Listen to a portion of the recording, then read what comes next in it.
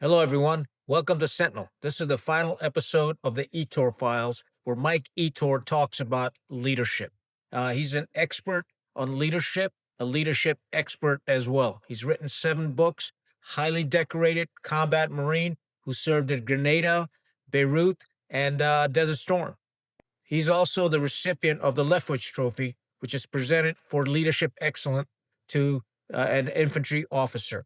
In this episode, Mike goes into great detail about comparing the leadership values required in the military and also in the corporate world. It's a very interesting discussion. And then he finally starts discussing senior military officers and where they're strong in leadership and where they fall short in leadership and values. Series has been absolutely phenomenal. Almost about 6 hours worth of content and incredible lessons that he shares with us. And I'd strongly recommend that it's anybody that's interested in the military or any young officer or staff NCO or an NCO should listen to Mike Ettore, given his background as an enlisted Marine, a drill instructor, and then getting commissioned as an officer and then serving as an infantry officer in combat. So he brings an incredible amount of experience and insights into the art and science of not only military leadership, but also corporate leadership. So I hope you really enjoy this series, and let's dig into it. And here's the big one about massaging the truth, which is a lie. Direct quote. He said, "Let me tell you something. Despite what people are saying, Marine Corps aviation has never been in better shape programmatically." In other words, this POM that we have in the planning process, the stuff we're going to get 8, 10 years from now, when we get that, we will be stronger than ever. Now, I had a direct conversation with a guy who I've known since he was a major, who was his 3-star predecessor. He was there when it got rolled out. I said, "What's the deal?" And he said, "Mike, if Berger reversed his decision today on what he made Marine aviation do within the last year, it would take us a full 10 years to regain the combat capability that we had before Berger assumed command and did this. We are in bad shape." I don't know how many dozens of airframes they just let go and all that, because we don't need that anymore. And we're gonna reduce this expense and hope that Congress gives us we're divesting and hope that they can give us more money. And I don't see that happening.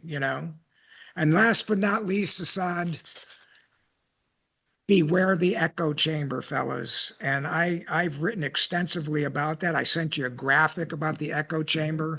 And without a doubt, the officer corps and the Marine Corps, especially field grade and generals, have an echo chamber.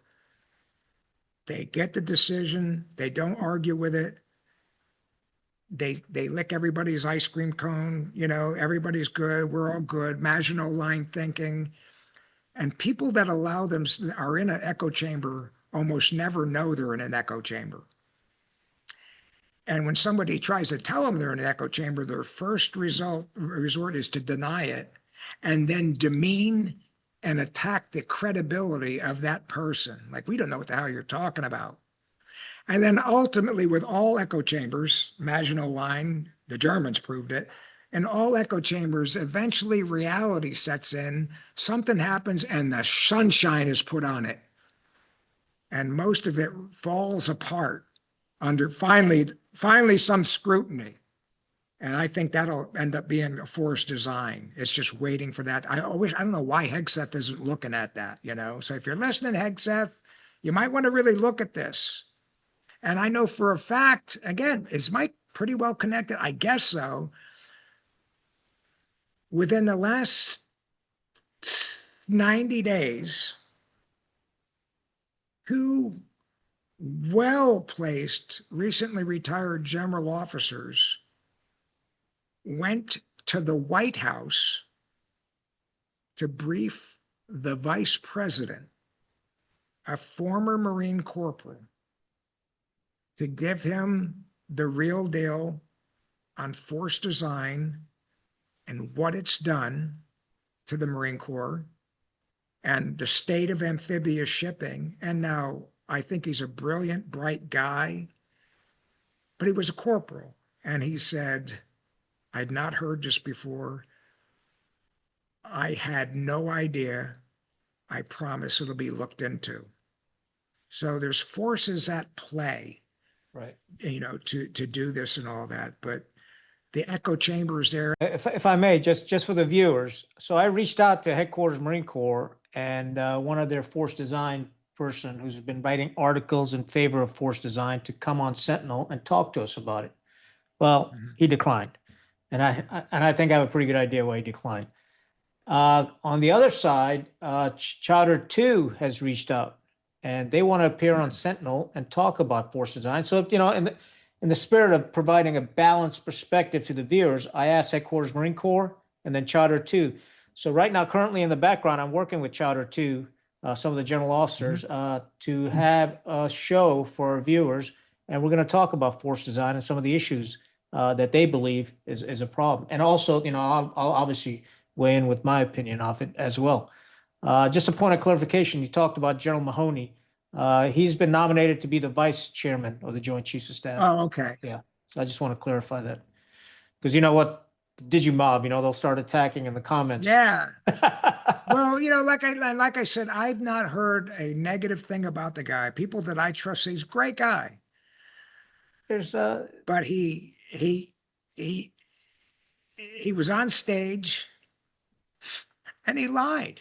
So when you talk to these force design guys, some of whom I've talked to, yeah, some of whom aren't in force design, but I talked to guys that actually were of the small group that went in and talked to Berger a few times. Right. I mean, I talked to some of these guys and they tried, and that included Dunford and Mattis. I covered that the last time. They are staunch opponents of it, yet they don't say anything. Right. And so if you don't say anything, you're a non-factor. You can't weigh in on it. You're not lending all that reputation you've got. Dunford, I think, has altruistic reasons why. Mattis, I'm not sure about this. I think it's just kind of self-serving and all that. So I really hope that this gets tightened up in a big way pretty soon. And I know that I've said a lot of really unpopular stuff here. So with that, if you'd like to continue now that I'm off of that, how we can improve staff NCOs and officers, I've said my piece.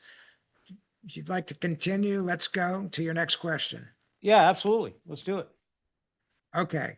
So Assad's next question, folks, was, I venture to say that Mike Ettore was chiseled in DI school, and from there you continue to build upon your military leadership foundation while your values were formed by your family and faith.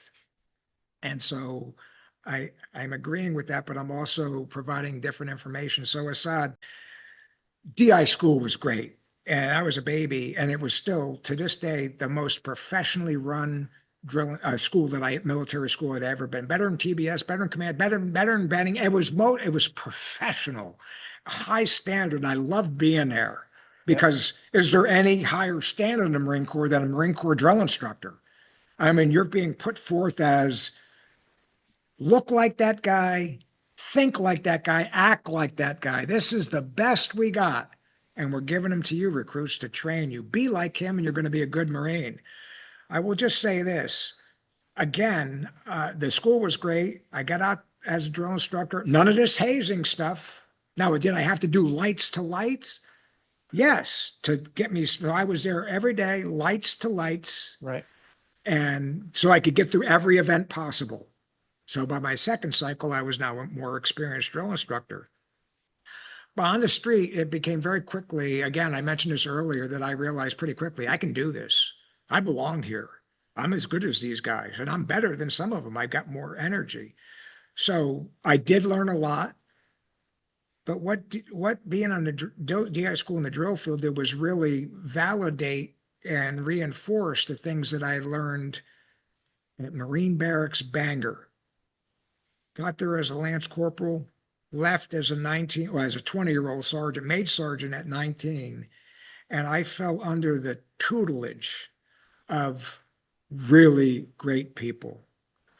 battalion commander, the barracks commander was a lieutenant colonel named H.B. West. Mm-hmm. He had a son of about your era. His name was West. I can't remember him. He's reached out to me every now and then. I think old HB has passed on, but he was an old school guy, Vietnam, a Vietnam company commander, I think, early Vietnam. Sergeant Major Carrasco, who had been a Korean War vet, the guy with the snake around his thing that I Yep. told you about. My platoon sergeant was Gunny Ross Carter, the guy I told you with the fingers all shut up, and he was wounded in the last 90 days of 3 tours of Vietnam. Jim Battellini, my lieutenant, Lieutenant Rich Anglin, another lieutenant. First sergeant, the master sergeant there was a guy named Jess Flores, Mm-hmm. Korean War veteran. Used to tell me about the Chosen, how freezing they were, a Vietnam vet. And these guys, I loved them, and they had such high expectations of what a corporal or sergeant that making corporal at that barracks, they put a very fine filter on you. And even in an era where there was pretty much guaranteed promotions, at that place, if they didn't think you could be an NCO, you were not going to get promoted, which was an anomaly of those days. High standard, very high. So I learned a lot from them. And there is where my leadership character and core values got formed. And it had stood me in good stead in the Marine Corps, and it's never wavered in the civilian world. I'm sharing this to say it's not always the big name schools, fellas, or Harvard University or Chicago Business School where you learn this stuff. Sometimes it's the lesser known or even informal places. But what it really means is people of all ages, but especially young people, the early influence and continued influence of mentors and developers of leaders is so valuable. It's just incredible. So that's my answer to that. Any thoughts before we move on about how I applied military leadership in the corporate world? Didn't you talk about Battellini? And that was in San Francisco, right? No, no. And now Ah, some base Bangor, Washington. okay, So when okay, I okay, was there, okay, it was a okay. little tiny place. It was Polaris missiles aside. Yeah, They would yeah, come yeah. into the Puget Sound, and we were there to protect that area while they were offloading and unloading nuclear missiles. Right. And when they offloaded them, there was a magazine area where these nuclear missiles stayed, and the Marines had internal and external security for that little base.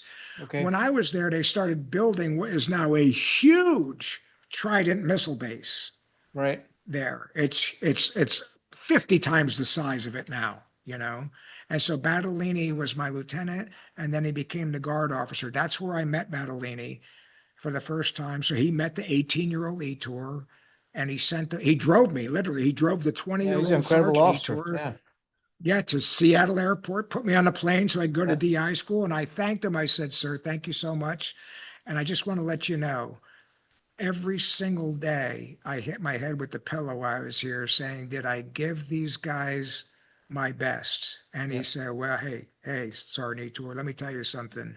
From my perspective, you sure did that." We remained in touch. He became the best man at my wedding.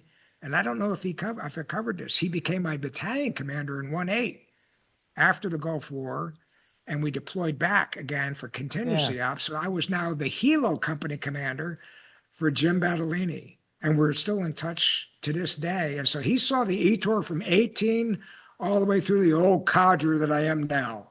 And he's Yeah. still doing good. He's in great health. We still talk often. We still reminisce. He still remember, "Oh, I remember the time when you were a 19-year-old sergeant, you did this, and we had to Yeah. save your ass on that one." I'm like, "Oh, thank you so much, sir." So Yeah. great He's a guy. good guy. Yeah. He's got a lot of respect for Really, him. really. Yeah, super good guy. So you did ask me about how did you apply military leadership transitioning to the corporate world, and what worked and what didn't. And then the follow-up question was, why are we not seeing more senior officers in top echelons of corporations if military leadership is supposed, and especially Marine leadership, is so Right. top notch? So I got a couple things. I have said countless times on my podcast, my social media, uh, training, other people, this podcast now. I got in the business world and knew nothing about business. I realized very quickly that I had forgotten more about leadership and organizational skills than I needed in the business world to at least be adequate and survive. I realized that very quickly. And then after several weeks, maybe a few months, I realized that I was actually higher, better trained, and more adept at leadership than most of the other leaders, many of the other leaders. There were some great leaders out there because, unlike me, they had not had the benefit of formal training. So these guys grew up basically winging it.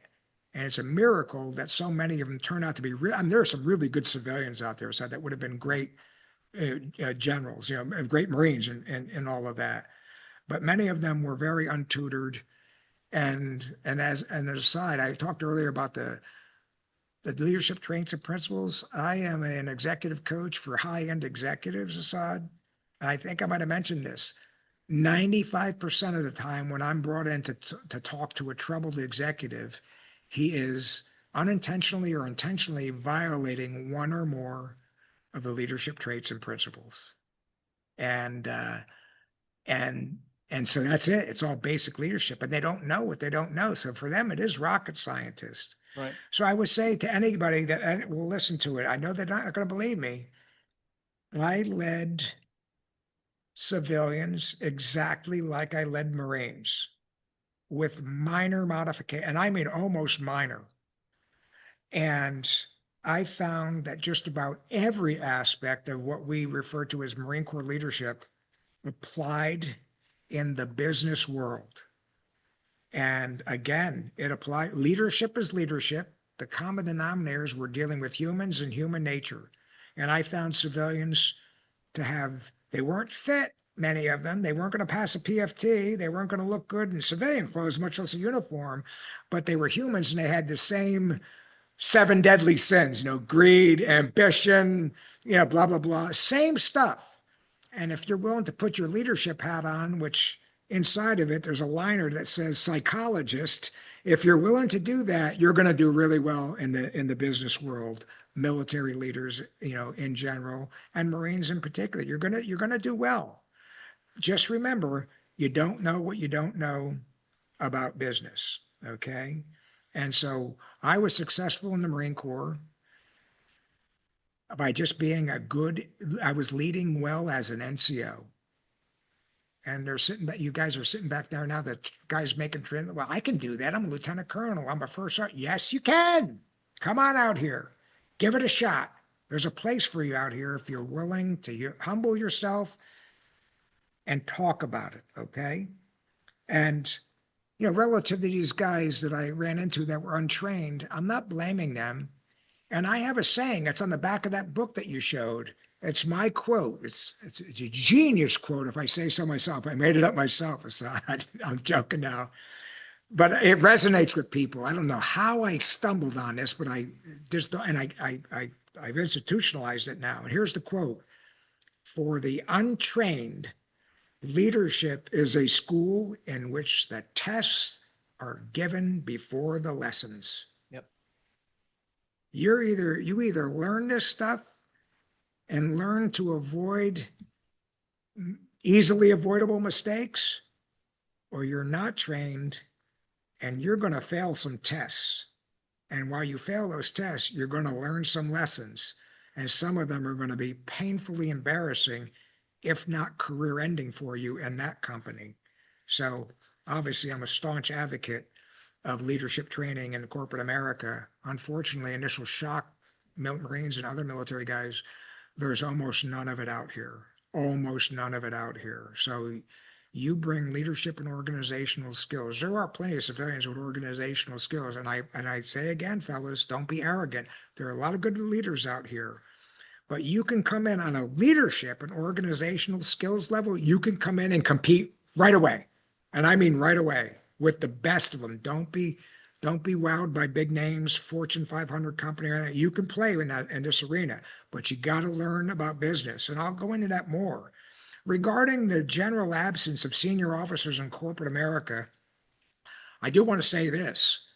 There are many, more than a few that I'm just that I'm aware of that have made that transition, and they are kicking ass out in the pure civilian, non-defense business world.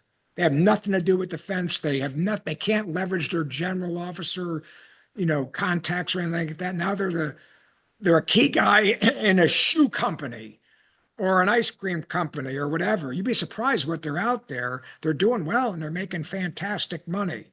Now, that said, I do think, forget senior officers, I think one of the greatest wasted, non-taken advantage of national assets in this country is retired senior enlisted and officers.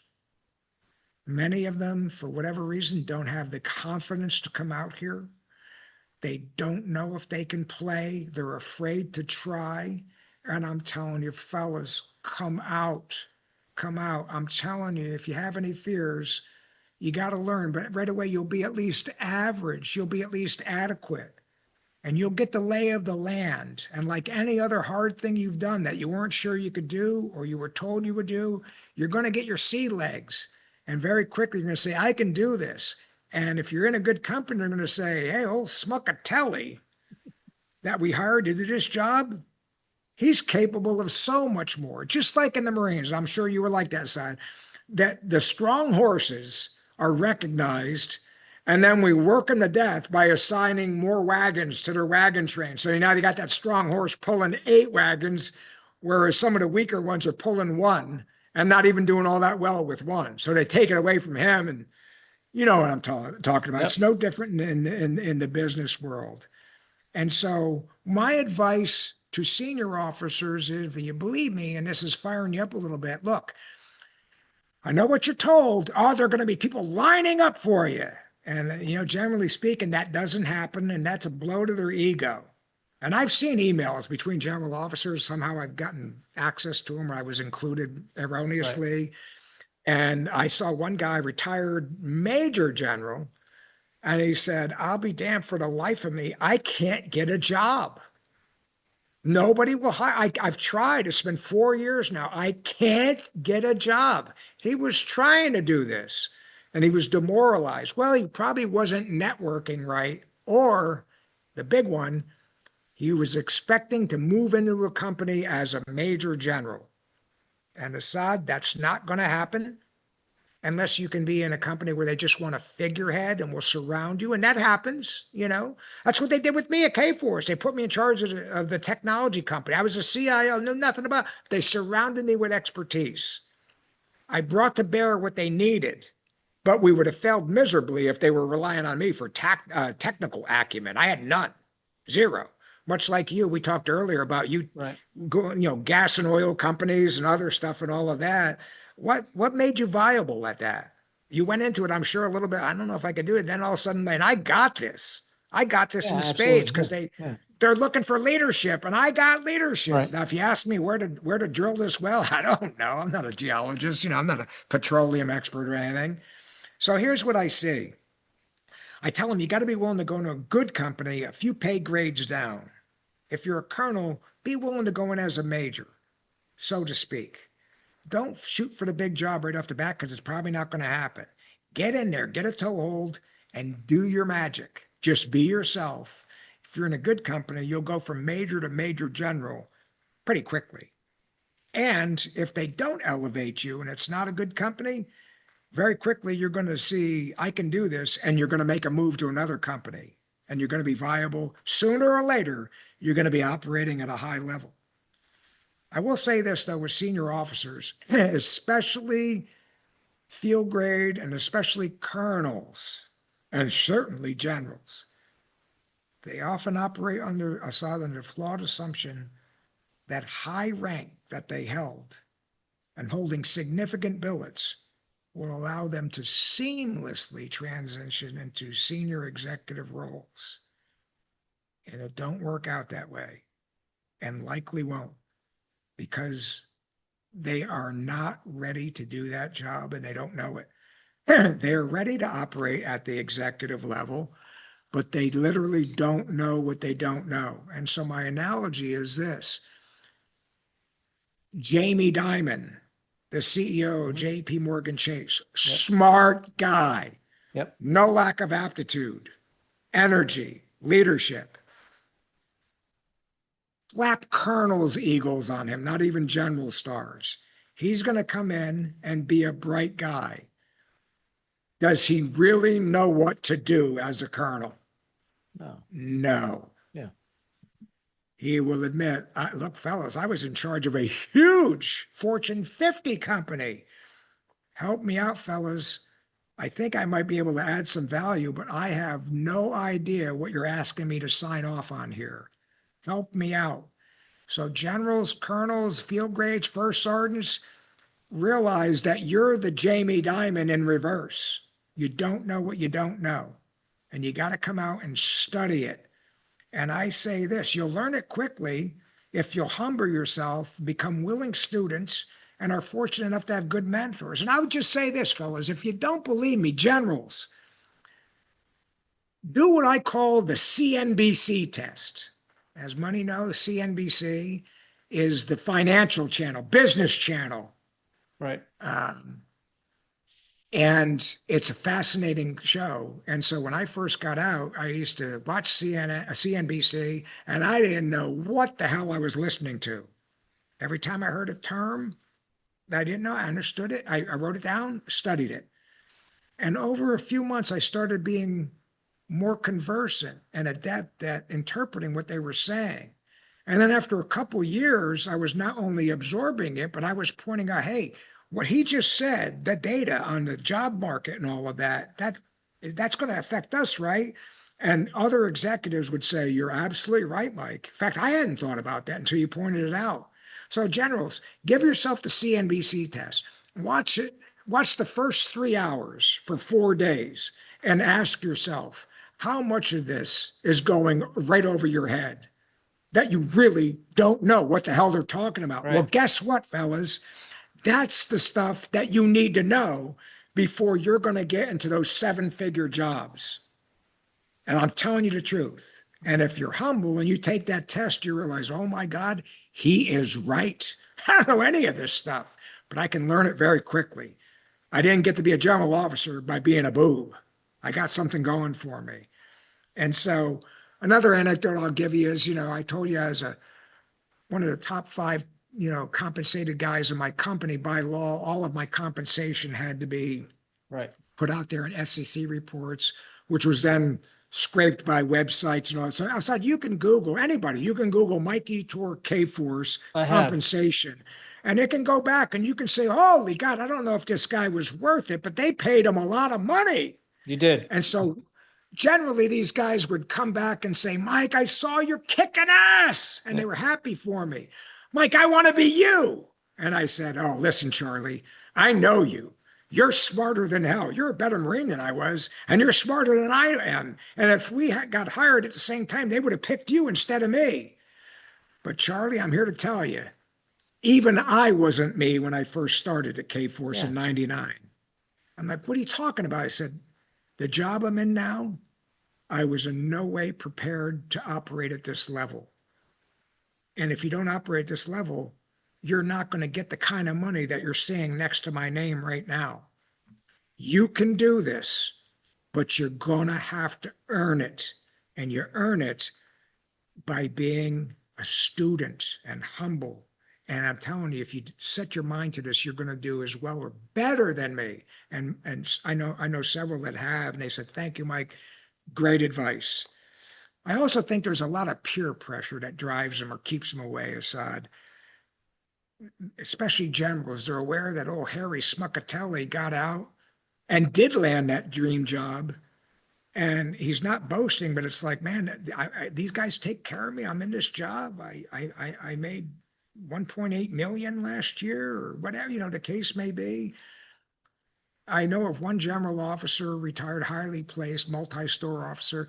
He got hired by a big financial company right off the bat, and they put him as a figurehead and surrounded him with people. And I think it was a way for them to recognize his service. He had friends there, and they said, come on over here. We're going to take care of you. And he went, and he really did make a difference leadership-wise. And the rumor was in the 4 or 5 years he was with this company, he walked away with $8, $10, $12 million. Right. So it was their way of saying, you worked for peanuts. When I tell people the commandant of the Marine Corps makes that much money, they're like, are you out of your mind? They can't believe it. Trump, in his first administration, said, hey, how much do you think Joe Dunford makes, the chairman? He goes, I don't know, 8 or 10 million. That's because he's thinking like a civilian executive. And they're like, no, General. It's like, I don't know what it was at the time, But I think 350,000. in my mind, here's the issue, and I think a lot of the viewers have a problem with this. A general officer, when he retires, is getting upwards of 160 to $200,000 in Yeah. retirement benefits, and then top of that, you add the disability and all that. So he's doing quite well. But it seems to me that if you just look back in history, when general officers retired and went off to their farm and wrote books and mentored. Now it seems to me that general officers are on this track. As soon as they retire, they're looking for this high-paying job. And Yep. just recently, Lloyd Austin, General Lloyd Austin, Secretary of Defense, has started a consulting company in D.C. and he's violated, his testimony to the Senate when he got confirmed because he said he wasn't going to go back to corporate America, and now he's sort of weaseled his way in there. And Senator Warren is she's introducing a bill that's going to bar general officers from serving in any defense contractor type firms for a period of 4 years. And I think we really need that because what's happened is now the gravy train is not that I'm, a general officer serving my Marines or Army soldiers or the sailors, but the gravy train now is I'm a general officer because at the end of this, I'm going to transition and make that eight, I 10, agree. $12 million. I agree entirely. And that goes back to my comments, my rabidly insane comments, impassioned comments. And the first Yeah. one is, you are right. They look at, hey, I'm viable. I got a second career. Right. And I see guys out there banging good money. But if I vote my conscience on these social experiments and tell what I think, Right. I'll never get that. So it has impact, no doubt in my mind. And I've had general officers admit it. If I spoke like that, I don't believe in it, Mike. But if I said that, I would be ineligible for boards, jobs, publicly held. They won't. I can't do it. So it's the chicken and the egg thing. You know what I mean? And so I am approaching general officers coming out here in the best sense, as are you. You know what I mean? Be a good general. Come on out here. Yes. You can do this. And if you're one of the ones that isn't good and you've preserved yourself and remain viable, you know what? You're going to get out there and you're going to make a lot of money and you're still going to be a moral coward. Right. You're going to go out there and go along to get along. Right. And I got no impact. respect for you Yeah. whatsoever, Good point. Yeah. But I do think, getting back to the peer pressure, they're aware of some people out there kicking ass. People aren't lining up on the door for them. They get discouraged. They're not sure they can do it. And rather than risk the embarrassment or the humiliation of going in as a colonel instead of a major general, they shrink again and they stay in the defense community, or the classic on LinkedIn, leadership consultant. Yeah. And I'm telling you, the ones that I see do that, I retired general officer and leadership aside, the vast majority of them have never had a single client. They're not a leadership consultant. Yeah. They think they could be, but they're not willing to build the business like I was. Yeah. I wish I had a general officer's stars. It would have made it so much easier for me. Or if I was a SEAL or a Delta Force guy. I love those guys. Hey, that's your cachet. It gets you in the door. Get in there, buddy. Now, you got to be worth a shit when you get in there. That's right. And I guess my Marine stuff does get me in some doors, but you get my point. I think they shrink and they remove themselves. And I've talked to some, and I've definitely talked to staff NCOs. They hear about their other buddies not doing well. They get so they don't even try. And I'm telling you, fellas, please, staff NCOs and officers, just give it a try. Give it a try. Gunny, if you want to work at that local lumber yard, just get a job there. And within 18 months, you're going to be running that yard. I guarantee it. I guarantee it, because you're going to be like, this is easier than operating a rifle company. I can't believe it. Right. And I'm making 5 times more than I was then. Right. I hate to see staff NCOs get out. He was just a battalion sergeant major, and then you see him, he's driving the Domino's pizza car at night, delivering troop pizza to his former troops, which further tells everybody, man, I better stay in. I don't know. I can't make it out here if the sergeant major can't make it. Right. Now I'm generalizing it, but you've seen it, Assad. Yep. You've seen those guys driving the roach coach. And I am aware of colonels and all that in jobs out here well below their capability because they got desperate and, you know, they don't have a general officer's pension or they're a major or something and they need a job. And they get in that job and they get trapped in that job and they become bitter because they see corporals, former corporals, 3-4-year corporals, 6-year corporals get out. And those corporals are the executives in the company that they're in the military. They're at the corporal level in that company, whereas the former corporal is at the colonel or general officer level. Life works out, and I find that the business world is still largely a meritocracy. They are not going to pay you if they don't believe or you haven't proven that you can add money to the bottom line. Because you can get away with being incompetent in the business world. The only way you get away with that out here is if you own the own business or your father-in-law owns it and he's just giving you a job and all that. Right. Other than that, I just have never been able to find that job aside where people will pay me a lot of money and I don't have to do anything for it. Just my bad luck. You know, they always expected something. I mean, obviously I'm being a smart ass, you know. Yeah. And so I think the last question, boy, we've really gone on. I applaud you once again for letting me go. Sure. What are some of the leadership lessons I learned while writing books? And I've learned a ton. And I'll tell you, this is one of your people are gonna laugh. And you got the book right there. I'm gonna start off with a Paris Island anecdote. You know, I grew up in a rural area. I knew guns and all that. 17-year-old recruit.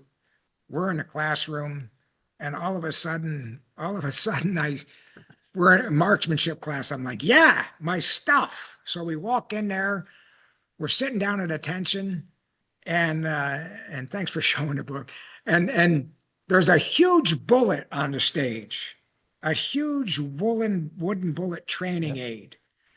And this is our first class on the M16. We're getting ready to go to the range the next week. I'm like, this is my stuff. What the hell is that? It was a giant bullet, like 4 foot long. You know where I'm going. Yeah. First instructor stands up. All right, recruits, we're here to give you a class. So let's start with the basics. He points to it. This is an M16 cartridge. A round. We call it a round. A round is one, you know, we call it a bullet, but I'm getting ready to show you something. He goes in, takes out the wooden bullet.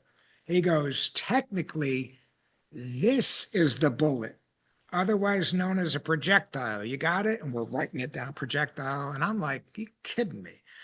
And then he turns it around. The hole is facing us of the cartridge. And he reaches in and pulls out this little bag. And he says, now, in the rounds you're going to be shooting next week, it doesn't have a little bag, but this is gunpowder.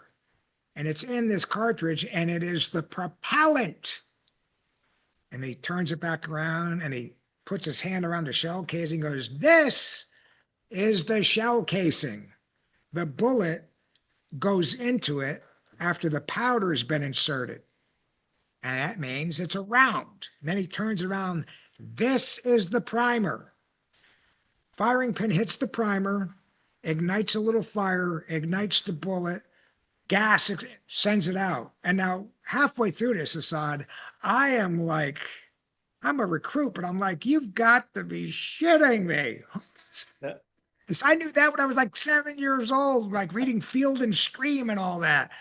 But I look to my left and right, and I see recruits like writing, and I'm like, oh my God, they don't know this. It's like they didn't know how to brush their teeth. Like everybody knows this. Well, they didn't. So that told me, hey, not everybody's got your background. And more importantly, you dumb shit, what don't you know that everybody else thinks you should? So I, on a personal level, that book sitting in front of you is 574 pages. Classic like War and Peace, if I say so myself. Yeah, It's got so much stuff in there. it You does. know where I'm going, Assad. Yeah. And I tried hard.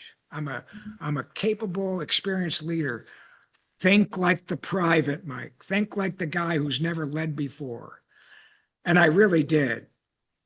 You know what I failed to include in a 574-page book on leadership, Mm-mm. which probably should have been the first page? A definition of leadership. I ought to include a definite, you would think the very, basically that bullet analogy. Yep. And why? As much as I tried to think on the boot newbie untutored level, evidently I didn't go that far. Well, first let's tell them what leadership is. You know, I refer to it several times, but there's, I do a Google search, there's 25,000 leadership books and all that, but there's no definition. That should have been a graphic up front. So my point is this: I learned as a leader, and leaders listen to me, no matter what role you're in, do not assume that everybody at the basic level knows all of the basic stuff. Don't assume, don't assume the guy in the shipping department really knows which FedEx service to do, so that she doesn't send out things overnight express when really it could have taken a week. And now your cost has gone up fivefold because she's sending everything out overnight, wants to be customer friendly and all that. And that's a real anecdote for me at Kforce. They found that happening. And when they tightened it down, we saved 6 figures a year in excess shipping costs for sending new computers out to new employees, to our 86 field offices. 6 figures just by looking like, no, we don't do it. Well, I thought you said we want to be customer friendly and get these guys on board right away. And like, yeah, no, we're not. So what they did was they started shipping 5 or 10 computers to the offices so they'd have them on hand when they hired new guys. So there was no lag time. Much more efficient, So I also learned that it was much easier to convey and teach and emphasize the proven elements, the science of leadership, the traits and principles. Much easier to teach that than it is to teach actionable lessons on the art of leadership, how to artfully apply the science. And the first 26 chapters, 26 or 29 of that book, are all Marine Corps basics. You've looked at it aside, take out Marine Corps does it this way and put in Exxon or GE or whatever. It's the same stuff. The rest of it is me sharing artful anecdotes. Here's what other guys have done. Here's what I've done. Here's what worked, blah, blah, blah. Here's a military example of doing that I applied here and all of that. Much more hard. And so I haven't learned much new science of leadership in a long time. That might be an arrogant statement. In fact, I've learned nothing new in science of leadership. Not a week goes by, I don't learn something new about the art of leadership, a technique, or how to artfully apply it. Now, I do want to clarify something to those out there that are not in the business world yet. The science of leadership I used in the first, the skeleton that the doctors study and the muscles are the same as in Michelangelo and Da Vinci's drawings that they use for their statues or their paintings. Haven't learned new stuff in a long time. I've learned a lot about the art of leaders. Now, I'll tell you what I have learned a ton about, and I continue, is the science of management. And as you've seen in that book, I say it's confused out here. We say leaders. If anybody called us in the Marine Corps a manager, we would have slapped them. I mean, we're a leader. We're not a manager. And I carried that over in the business world. But in the business world, for you, the guys that don't know this, they refer to leaders, generally speaking, as managers. You're in a management role. Right. Well, I say this: you lead people and you manage things. You lead people and you manage resources, time, projects. You manage this. And in the Marine Corps and in the business world, when bad things happen is because leaders start trying to manage people as if they're inanimate objects, incapable of emotion and thought and Right. ambitions. And we've all been treated as an asset one time, as a number, as a tool, and it sucks. And so that is my most heavily liked, commented, and forwarded LinkedIn post of all time. When I put that out, I guarantee it's being slung all over. People love it, which tells me it's not that good. It's just that they've all run into leaders who tried to manage them like a timesheet or an Excel spreadsheet. It doesn't work with human beings. It just never, ever, ever works. So I wanted to remember that. Some examples of the science of management. Well, when I first joined the business world, I still dealt with guys that computers were new. The internet was brand new when I got out there. And so now all of a sudden we had to deal with online stuff, apps and all of that. Some people said it's a fad. The smart guy said, no, this is here to stay. And Right. they adopted it. They did the same thing with cell phones, fax machines. You got to, okay, it's a new way of doing things now, you know? And then remote workforce. COVID came. There was always been remote, but it wasn't widely appreciated. Now COVID comes, you got no choice. And so now it'll never go back, Assad, to pre-COVID. Most cutting edge companies know they have to at least offer some level of remote workforce or 2 days a week remote and all of that, or you're not competitive. It'd be Right. like a company saying, come work for us, we'll pay. Oh, by the way, we don't offer benefits. What are you talking about? Everybody offers benefits. Well, I'll see you later. I'm going to go somewhere that gives medical benefits out, and all that. And if you don't offer remote, you are pretty much dead in the water, unless you're in a certain industry where it's really not a big deal and you got a captive audience. The artificial intelligence. Oh yeah, that's big. I'm not a techie, but I got to tell you, I'm a casual student of it. And I got to tell you, it is the wave of the future. So my doctor, I go every year to a cardiologist. I don't have heart problems, but just to make sure, I'm getting old, I just want to make sure. I don't want to be that guy that keels over and say, geez, if he just got checked, he had a blockage, the Right. widowmaker. So my doctor, we got the results. It was good. I gave it to my primary doctor, and she said, hey, Mike, it looks good. You got a little bit of hard plaque up there, but it's the good kind. It's the hard one. And, at your age, I expect it.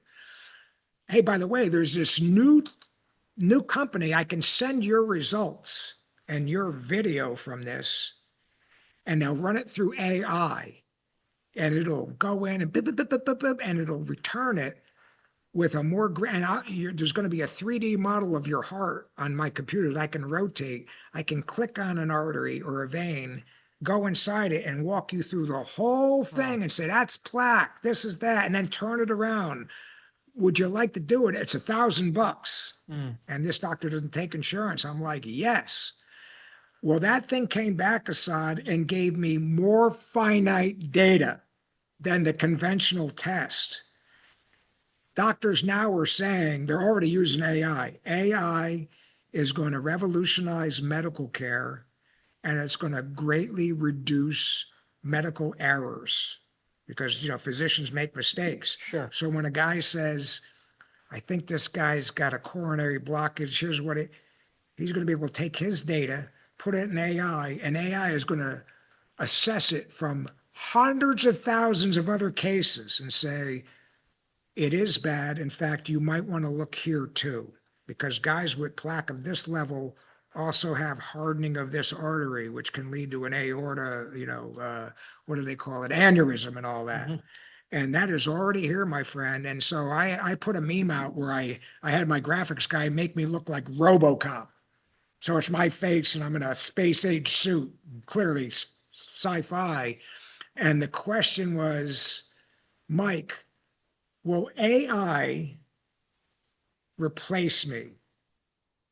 And my answer, I adopt these personas. Robo Right. Mike says, no, but someone who knows how to use AI will. The message is, get on board, buddy. Don't be that dinosaur. It Right. is here, you know? And so that really is it. And so last question, Mike, did you make the right decision retiring prematurely from the Marine Corps? I believe you're talking about. And any regrets?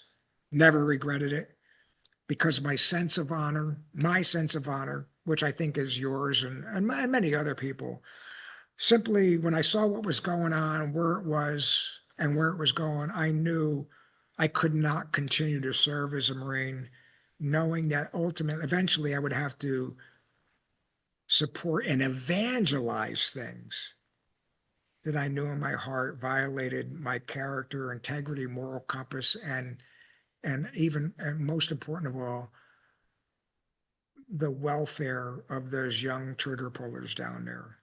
It wasn't helping them at all. It hurt them in aggregate. And it's all came to bear aside. And so I've never had a second thought about it. Now, I want to make sure I'm clear. Well, Mike, you said in the last one, we don't have a history of general officers resigning, throwing their stars down. And I'm saying maybe we should. Now, listen, I want to make sure you understand, fellas, of any rank out there. I'm not advocating when the colonel pisses you off and says, we're going to do this live fire. We're going to do this. I'm not, if it just pisses you off and you don't like it, I'm not saying you resign or retire off of that. Yeah. That's just life in the military. The guy slaps the table, you're going to do it. We know it's not going to work. We even say, Colonel, I mean, respectfully, have you thought about this? And talk him. And I used to do it a lot, Colonel in private. Have you? And the one, he was great. He goes, well, first of all, thanks for not saying in front of everybody. And secondly, what you're really telling me is, Colonel, that is a bozo idea. I said, well, sir, I'm not saying. He goes, no, thanks for that, Mike. You're right. What do you recommend? I said, well, we've talked about it, sir. You might want to let us do half of what you want and the other half this way. We think it away. He goes, I hadn't thought about that. Go ahead and do it, And so I am encouraging throwing the stars on the table and protecting your honor. That's right. When you are asked to do something that will require you to compromise your character, integrity, moral compass, or otherwise cross red lines that you drew long ago and you said, I'm not doing that. And for me,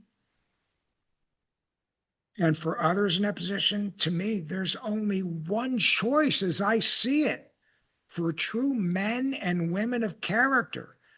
And that is to vote with your feet. And if appropriate, when you leave the organization, be publicly vocal now that you're a civilian. Because your only hope of affecting what's there, you can't do it as in uniform, but now you got no shackles. Go for it. And I know in the previous podcast, I made some sweeping generalizations about general officers and other senior leaders, and I stand by them, Assad, even while acknowledging there are many fine generals back then and still in the ranks. Are there and have there been good general officers in the ranks for the last 30 years? Yes, and there still are. But I have to say, some of them I know. I'm not aware of one. I hope there has been some, and if there is, put comments down there. Oh, this guy did it in Afghanistan. I'm not aware of one that threw their stars on the table for one of these, and so we allowed those long wars to continue. Just like McNamara didn't say anything when we had 12,000 casualties. I have a duty to, Harold K. Johnson, right, ultimately being a moral coward and turning the car around, at the White House. I'm just not aware of one of them. I will tell you this. I'm friends, obviously, with a lot of retired generals. And these are good men. The guys I associate were the good guys. And unfortunately, a lot of them were sent away by Berger because they weren't drinking the Force Design Kool-Aid. And these were guys that should be the commandant right now. I can name 4 of them right off the bat. You know who they are, and you say, oh, yeah, gunfighter, combat guy, well-respected. Yes, should have been the commandant. But they didn't sing the school song, or they were even suspected of not being part of the fraternity. Right. And they were swept away by Berger. some of those, and some of them I don't know well, have told me, Mike, you're right.